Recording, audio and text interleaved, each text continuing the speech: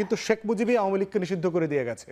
অতএব শেখ জিয়াউর রহমান হচ্ছে আওয়ামী লীগের দ্বিতীয় প্রতিষ্ঠাতা সভাপতি, সেইটাকে জন্ম দিয়েছে দ্বিতীয়বারের মতো।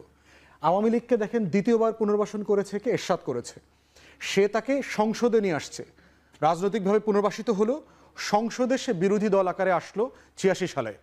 সেই জাতীয় পার্টির অবস্থা কি হয়েছে? পিজা আর কেকের টুকরার মতো ৬-৭ টুকরা হয়েছে, খুঁজে পাওয়া যায় না এখন এই টুকরাগুলো কোথায়। রাজনীতি নাই হয়ে গেছে বাংলাদেশে তার।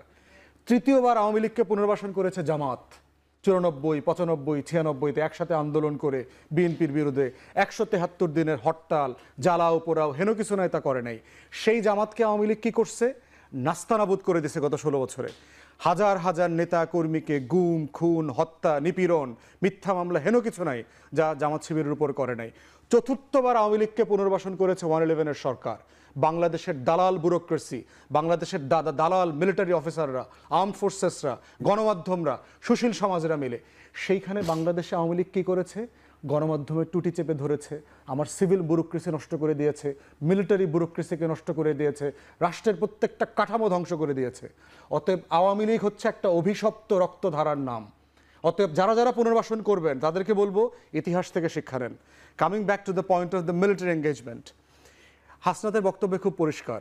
এই ডিজিএফআই এনএসআই এর গুন্ডামি, মাস্তানি, বদমাইশি গত ১৬ বছর থেকে আমরা দেখতেছি, কন্টিনিউ দেখছি।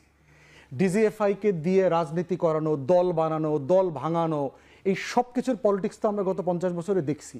ক্যান্টনমেন্টে নিয়ে অমুকরে থ্রেট দেওয়া, উঠায় নিয়ে আসা, বিচারপতিরে এয়ারপোর্টে লাথি মাইরা বাইর করে দেওয়া, এই ডিজিএফআই এগুলো তো আমরা দেখছি।